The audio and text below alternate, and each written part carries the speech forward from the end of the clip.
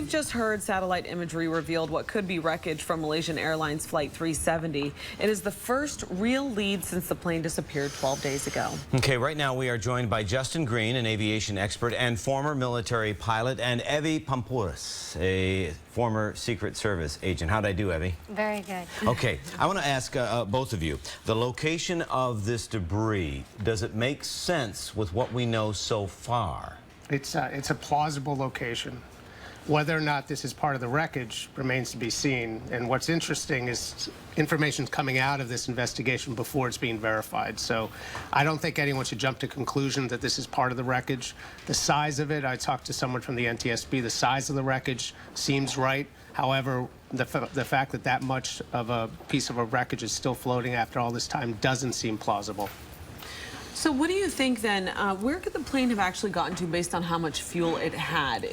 I don't know if you've seen it. It could be everywhere. Right. I mean, that's the problem. But then how can they concentrate on any one area? And what they did is they concentrated on one area initially, and then they said, well, we don't think it's in that area. Now it's basically the Indian Ocean is what they're concentrating on. Until they find a piece of the wreckage, they're not really going to be able to focus their search for the black boxes, which is really going to tell the story. I agree with what he's saying. One of the things that's concerning is they're very quick. As soon as they get a little bit of a lead or something, they're very quick to jump out and say, oh, we found something.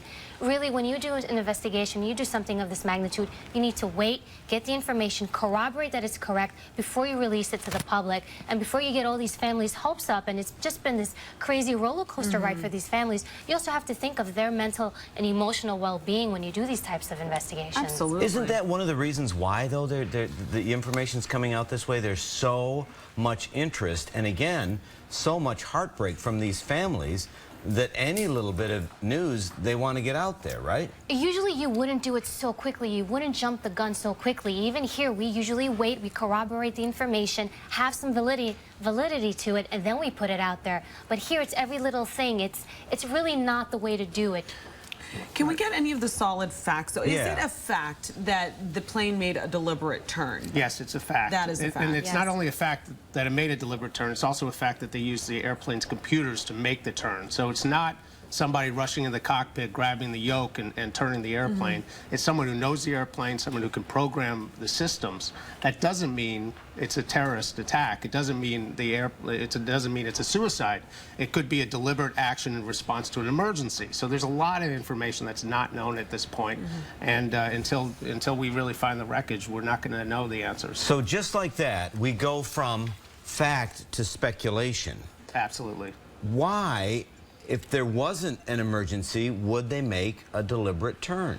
Well, one of the things I've been hearing from the sources in the reports is that it's possible that the pilot could have put that information in there for an emergency purpose. So when you're flying and then there's an emergency that happens when you're midair, you put in certain coordinates. That way, if there's an emergency, you can direct the plane automatically to land maybe somewhere safely. And that's some of the speculation that maybe this is something that this particular pilot did when he would fly his, when he would fly plane. But correct me if I'm wrong again, wasn't the last thing we heard from this plane, good night? Good night, yes. There was no kind of... no indication there was no something mayday, is there was wrong. nothing like that, right? Yeah, No.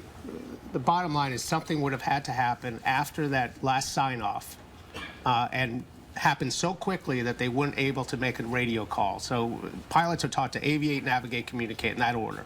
So they respond to the emergency, they turn the airplane using the computer, and then something disables them. They get, they get knocked out because of the smoke. Okay. But that is a tough scenario to kind of put together. And Aviate, navigate, then communicate. That's right. Communicates last. Well, that makes sense. So let's talk about the impact on travel now. How is it impacting security and how people are getting on flights now? Well, not in all countries. It hasn't impacted all countries. But for example, Israel's actually heightened their security from what I'm hearing. They're actually requiring their planes much sooner to call out to their ATC, to their comms, and let them know that they're going to land. Here we haven't seen anything yet, but I do think now in the future we're going to see some significant changes coming along because people are concerned.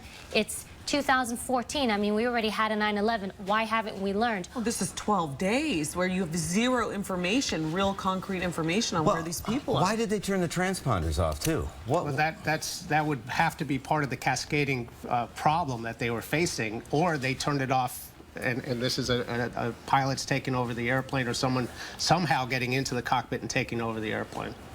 Well, also the ability to turn off a transponder, and correct me if I'm wrong, a lot of pilots turn it off because sometimes it does transmit erroneous information, because a lot of people have been asking, well, why can you even turn it off? Why doesn't it stay on the whole time? But sometimes they malfunction and they don't put out the correct information, and they do turn them off. Right, and honestly, you get asked to turn it off and turn it back on when air traffic control can't see you, so. Okay, so Justin Green and Evy Poumpouras, right? Yes. I've been working on that. You guys are going to stick around? Yes, we are. Yes, we are. I am so fascinated by this. There's so much more. So much more. And we want to know what you want to know about this at home, too. So go to our Facebook page, facebook.com/WLNYTV.com, That's it. the couch, Yep, yep. and ask questions. And next hour, we're going to get some more answers from you. And again, we hate all the speculation, but that's really all we have to go on right now. Hopefully we'll have something more by the end of today. Yeah, and you're going to be watching this, what's happening right now with yes. this That'd off be the a coast very of Australia. significant. Absolutely. Yeah. Okay, well, thank you so Thanks, much. you We'll guys. see you again Thank you. soon. Thank you.